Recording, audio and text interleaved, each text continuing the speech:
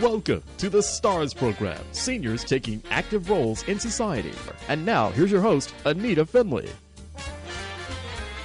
This is going to be something that many people are going to say, so what is pickleball? Just like I said, what is pickleball? Well, we found out what pickleball is because we brought in the expert, and it's Mitchell Ball. That's his real name, Mitchell Ball.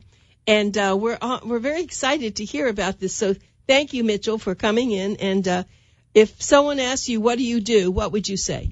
Well, full-time, I'm a respiratory therapist. And in my leisure, I play pickleball. Well, that's good. I didn't realize you were a respiratory therapist. So you're very important in most elders' lives, I have to tell you. It's a very, I have so many questions for you. But let's talk about pickleball. So how did you get interested in this? About 5 years ago, we went up to a resort up in the Orlando area, and they had the game. And I didn't know what it was, and I started playing it, and I fell in love with the game. So tell us what it looks like. Pickleball is 1/4 the size of a tennis court. It actually uses a tennis net with badminton scoring, and it sounds like you're playing ping pong. So that's why it's a combination of 3 sports, ping pong, tennis, and badminton. And badminton, I used to love badminton. You don't see that played very often anymore. No, you see with the Chinese, the Asian people that do play it, or you see sometimes in colleges that they do play it. But with pickleball, it's such an easy game to learn because the serving, as with tennis, you have to have perfect form.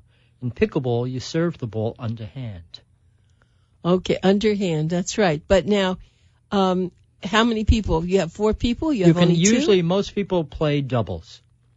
The court is actually 44 feet long by 20 feet wide. So you actually can put 4 pickleball courts into 1 tennis court.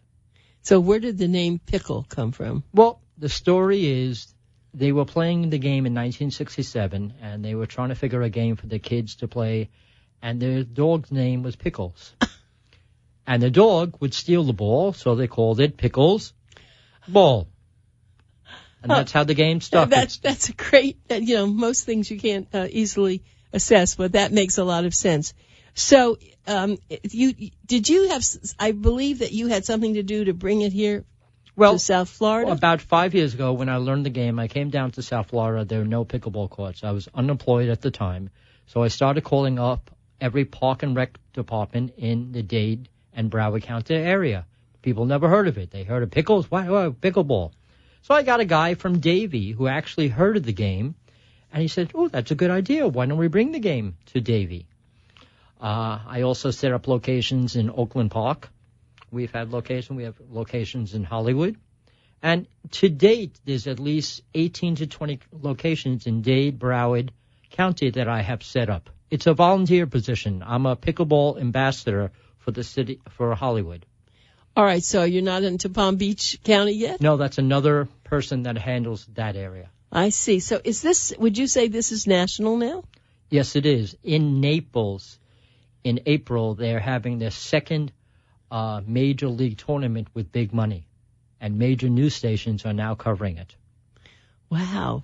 So this is this less than 10 years old? Well, no, it's been around since 1967. It's basically, it started to balloon in the last 10 years, yes. And they picked Naples because it's a large community of seniors. And I was just thinking about that. So you see a lot of seniors have had to give up tennis. Right, because of their knees and their shoulders and their arms. So they started playing pickleball. So there's no exertion? There is exertion because you still have to run after the... If you play doubles, the game can be very fast-paced or can be very slow-paced. There are people up in the villages, I'm told, they get out of their cars with their walkers, they get on the court, and they can beat an 18-year-old in the game. Why do you think that's possible? Because as with tennis, you have a lot more room to cover. And with tennis, you have to have perfect form and perfect stroke. If you don't, the ball goes in the net.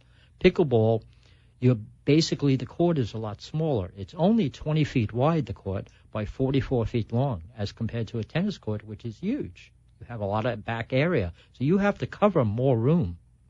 Okay, so now I know badminton, and I don't know what you call that little feather thing. What is that called?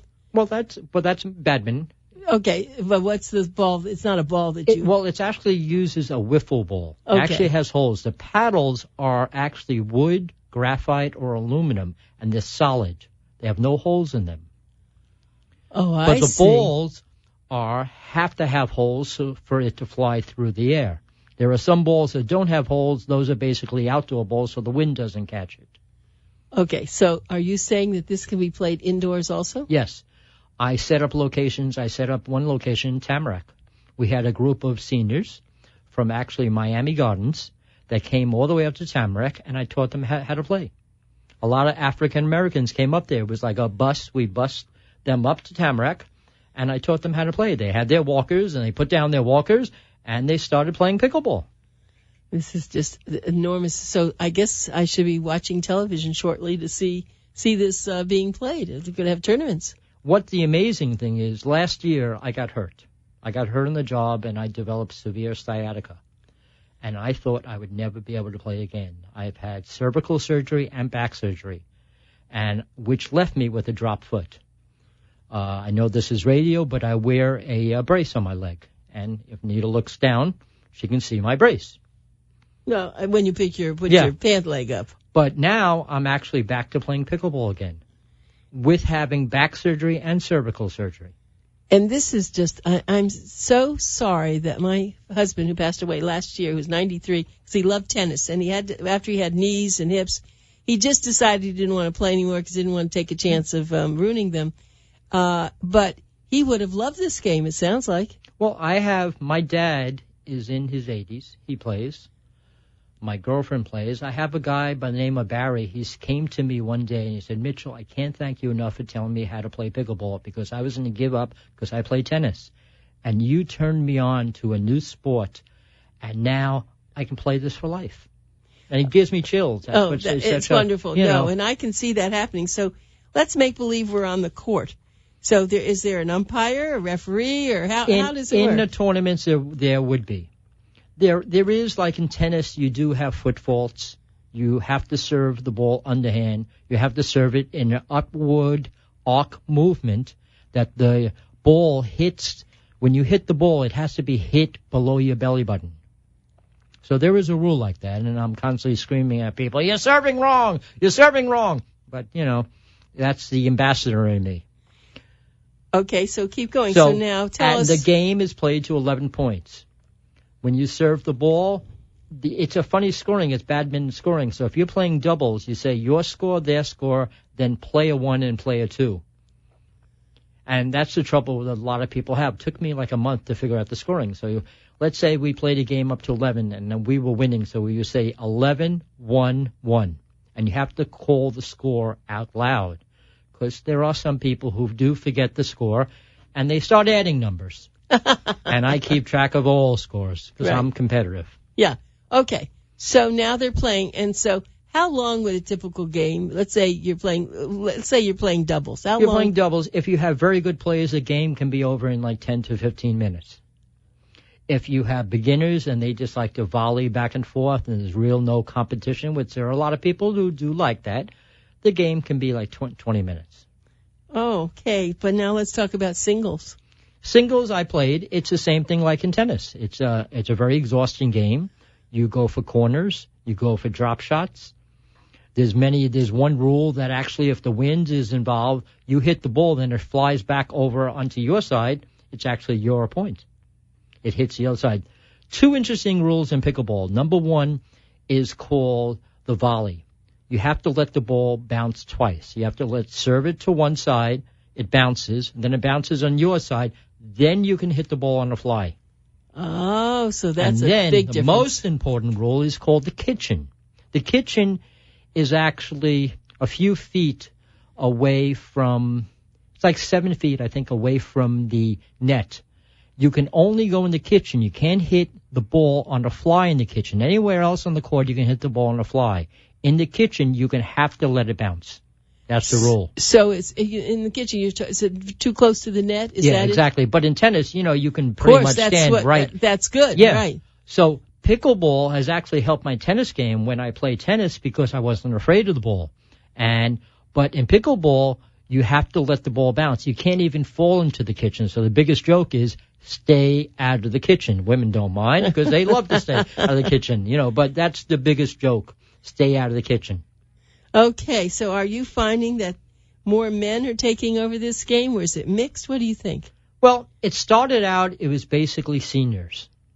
Then the young people, which I found out through many schools throughout the country, they were being taught pickleball in elementary school. Did not know that. Not down here in South Florida, but mainly in up north and out west. So now it's not just older people. Anyone can play this game from 6 to 96. Oh, wow. This is great. Let me just tell you, my guest is Mitchell Ball, believe it or not. Mitchell Ball, who is a pickleball expert and someone who's volunteered to bring it into South Florida, and he's doing a great job of it. Let's just jump a little bit to what you do as a respiratory therapist. That's a very serious job. Well, currently right now I'm working with a company out of California called Nationwide Medical, and they handle CPAP. And there's a huge population out there who suffers from sleep apnea. So what we're doing, we're getting the people tested, and I teach them how to use the CPAP machine. That's excellent. Now, I know that there are new kinds of CPAPs. There's smaller ones. Right, there's smaller ones, but there's a learning curve. You remember, people used to sleep with no problems, but they were snoring, but now they have to sleep with a mask on their face or nasal prongs. And it's a learning curve. I have women, I have men who come into this doctor's office that I work with, and it's a learning curve. And people, once they do that, their spouses can sleep and they stay alive because sleep apnea can kill. Now, once they learn it, do they mind sleeping that way? I mean, do they feel better in the morning? Well, most of the people who have sleep apnea are tired all the time, constantly. They'll stop at a traffic light and they'll fall asleep. So their spouses are caring about them, or if people are sleeping alone, they're getting more energy than they have ever had before. And they can go on with life and lose weight and maybe even play pickleball someday. So as a respiratory therapist, though, were you always involved with the CPAP? That was part of my job mostly. When I first started in the field, it was basically dealing with patients on ventilators. I worked in a lot of long-term ventilator units. And then I did home care, and that's where I got hurt. I was picking up an oxygen concentrator. Oh, my goodness. Yeah. So I don't do that anymore. No. I can play pickleball, and I can work in a doctor's office setting up the CPAPs and, and the BiPAPs. And because the machines are not that heavy, I sit at a desk. It's the perfect job for me. Well, that's great. So now you really seem like after the age of 50, you seem like you have found a wonderful hobby. Exactly. And now you still have a good job. Exactly. So this is perfect for you, isn't it? So do you think that the pickleball will start to be televised? Well, it is. During the Open that they have in April in Naples, it is being televised, I think, on CBS. But it's just starting to be, right? It's just starting to be. Give a little story. About 5 years ago when I brought pickleball to South Florida, no one heard of it. And I called up radio stations, and no one heard of it. They said, when it becomes a mainline sport, then maybe we'll cover it. Well, fast forward, I was on Deco Drive. They did a whole video, 2 minutes of my 2 minutes of fame on Deco Drive, and now here I'm on radio. I finally got my dream. Oh, well. My bucket list is getting completed. I'm happy to do this because we do this on, you are also in the Boomer Times, of course, written up. And we're happy to do this because we always like to challenge the seniors and the boomers. We like to give them a lot of new information. I've been doing lots of new stuff on medical marijuana. Right. We're talking about the latest.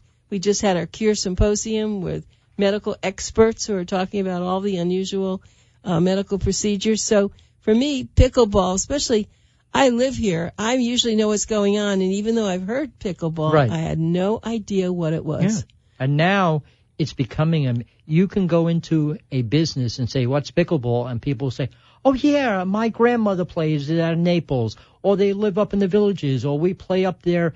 I have people, since being an ambassador, people call me all over the world. When they come down to South Florida, they want to know where to play.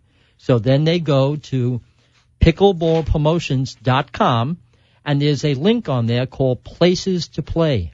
And they can see what's the locations to play at. That's great. So you're really promoting this well. I'm so happy. You know, I heard about you, of course, from our author last month, and she was just terrific, Barbara Fox. Right. She said, well, I'd like this, but would you do me a favor? Could Mitchell, my friend, do this? And I said, well, tell me about it. And she did. And then, of course, you wrote the article. So I'm so happy about this. Well, you said about they have indoor, but most of it's going to be outdoor. So does the weather affect you? I mean, the wind, it would be very hard in this wind. That there are two different types of balls. There's balls that have a lot of holes in them. There can be used indoors and outdoors. Then there are balls that have almost like very smaller holes, so they can be used outdoors. The wind has a factor. I like using balls that have a lot of holes because I use the wind. I slice the ball. And the ball makes magic. I mean, people who used to play against me with the slicing, they did a lot of falling on the court because they got confused where the ball was going to be. And then they learned how to hit my serve, and then I have to figure out another way of how to serve, of how to be different. So I developed tennis elbow playing pickleball. Then I learned how to play lefty. And I'm as good as I'm lefty as I'm righty.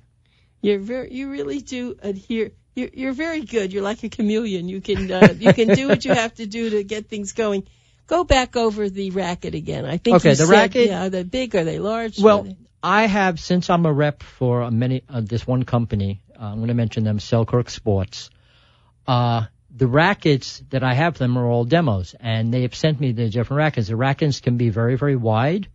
There's a certain amount of measurements. I think it's like 15 inches. I'm not sure of how long.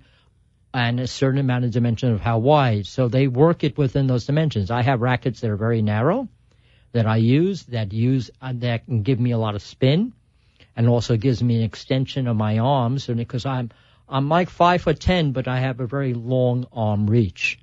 So the rackets can be wood. The beginners usually start with wood, and then they move their way up. Prices start anywhere between $20 to as much as $150.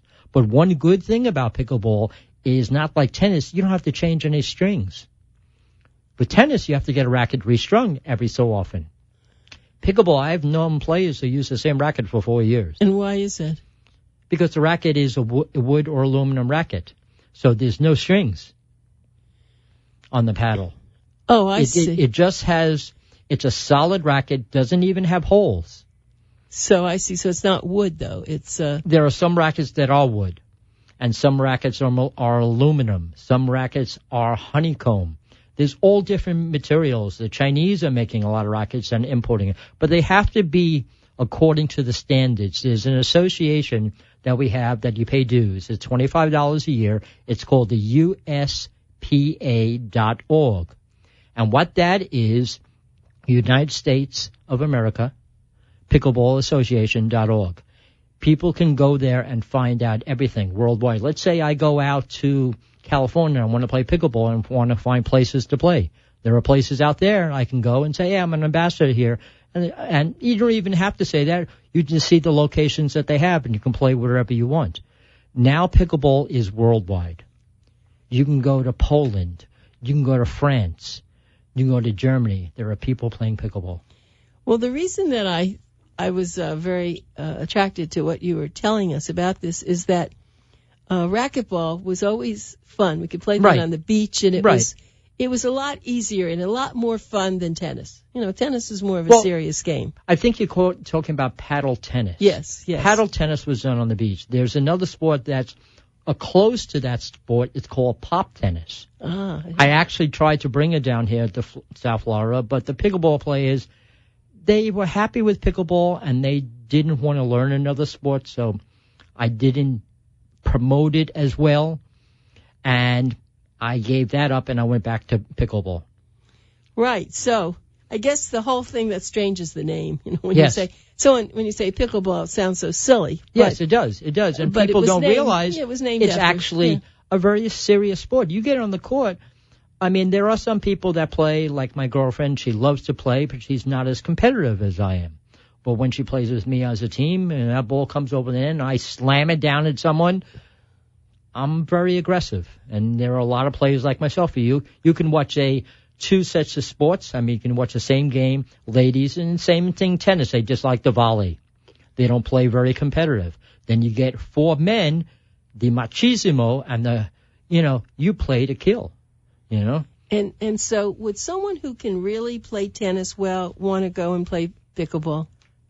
If they're having injuries. No, in let's tennis. say they don't have injuries. There's no reason for them to play pickleball, is there? No. But you can play both. I mean, I have played both. It actually has improved my tennis game because I became more aggressive at the net. I'm not afraid to hit the ball on a fly. Because of the kitchen. Exactly. And plus, by being able to hit the ball on the fly, that helps you in tennis. Also, I tried playing tennis like I do pickleball, and I developed real bad tennis elbow because I sliced the ball. And tennis players hate slicing. I mean, I'll make the ball do weirdest tricks, and they would love me on my team, but I would pay for it because my wrist would hurt me the next day. So I try to stick with right now just with one sport. That's pickleball, because I'm a little afraid, since having my back surgery, to go back into tennis. So do you need a major sponsor, or do you all have one? Like tennis has some major sponsors that right now, out on the West Coast, they are getting major sponsors, that are putting up a lot of money for the tournaments and paying for them. People are paying money to play in the tournaments, and they get medals and they get prize money. Personally, I am competitive, but I'm not a tournament player. I get too aggressive, and then sometimes I'm paired up with not a good player, and so it gets me a little upset. Well, and also because you don't want to injure yourself again. Yeah, exactly. I mean, I'm still recovering. The last surgery I had was August 28th. So I'm like 6 months post-back surgery, and I think I'm doing phenomenal. That must make you so happy, because I'm sure you lose some self-esteem once you have these problems. Now you can't play. I didn't think, Anita, I would ever walk again. I was in a wheelchair for 4 months. Really? I live on Hollywood Beach in a beautiful condo overlooking the water. I would look down at the beach and said, I'm not going to walk again. Oh, no, And Mitchell. now I have no pain, thank God. I have no pain. That's fabulous. And I was just also commending you, because so many people are told to exercise. Yes. And they don't know what to do, but this is a good exercise. It's a good exercise apparently. because it's easy. I can teach. We have beginners that come to the court. Mitch, I've never played pickleball. Can you teach me? I can teach them in 10 minutes. That's amazing. I just say, remember, the most important thing about pickleball is to have fun. And if you're not having fun, then why play a sport? So then they really shouldn't be playing against someone like you who's very competitive. At least when they start, they should play with The first people. time, I will give them a pass. The next time, I go after them. But that's in sports way. This is just wonderful. So for those of you that still have your March issue, I will get you to turn to page 8, because you'll read the article that Mitchell Ball wrote, and also you'll see, is that you in that picture? Yes, it is. We tried yes, to it is. find that what was it over at Century Village. Wow, I brought pickleball there. That's quite a look. I'm very anxious to go see one of the games. So if I get on your website, it'll tell me where they are. You can see the videos. Yes, and you can see the videos. I have many videos. That's just fabulous. I'm very proud that you have taken this on. So many people, when they've had some of your disabilities and what you went through, they pretty much give up. Exactly. But, I mean, look at me. I thought I would never walk again. And my girlfriend, Barbara Fox, and my dad and my family said, no, you are going to walk again. And I would say, no, I can't. I'm in severe pain with sciatica. There was so bad, Anita, the pain that I wanted to cut off my leg and jump on the 21st floor. Oh, my heavens. That's how bad the pain was. But thank God, with the 2 surgeries I've had, I'm free of pain. And what did they went into? Well, the cervical surgery, I have actually a plate in my neck with 6 screws, and then they went into back surgery. There are no rods in my back. I didn't have any fusion, and I was actually walking right after the surgery. And then 3 months later, I'm a swimmer, and I did some milestones in swimming. I swam 100 laps in the pool in 53 minutes. And that wasn't at first when you first but started. It was but you that's built up to yeah, that. I swim every single night, at least 20 laps a night. Oh, so this is Swimming wonderful is, for you, isn't it? Yeah. So you really attribute a lot of this to your getting better, besides the Also, operation. I was an athlete before. I played pickleball before, so it gave me a determination to get back and be able to play again. I'm not going to be able to do some of the shots that I used to do and dive for shots. I'm a little smarter now. And what's the point? I want to have fun. I don't want to get hurt again. No, that's right. And the thing is that what I really want to commend you for is that you brought something to so many people now here in South Florida that would not have had it. And you can imagine if we had a story from each one of them. And I'm sure you have a lot of them. How many people can you remember say, who brought the Marlins to South Florida? I can't remember. I'm sorry. Either. But people will remember me. They'll remember, hey, there was a bald-headed guy that brought the game here. His name was his something Mitch, I think Ball. something There was Ball. a ball there, something right. Ball. And I've had people come over to me that I taught them in the beginning. We used to have pickleball parties, and they come over to me and said, Mitchell, I can't thank you enough for bringing this game to me because it has brought my family together that we can play a sport as a family, not just husband and wife. Listen, Mitch, I'm so glad that you came here to share your story. Thank you very much. Well, thank you for having me. Really. Hey, thank you.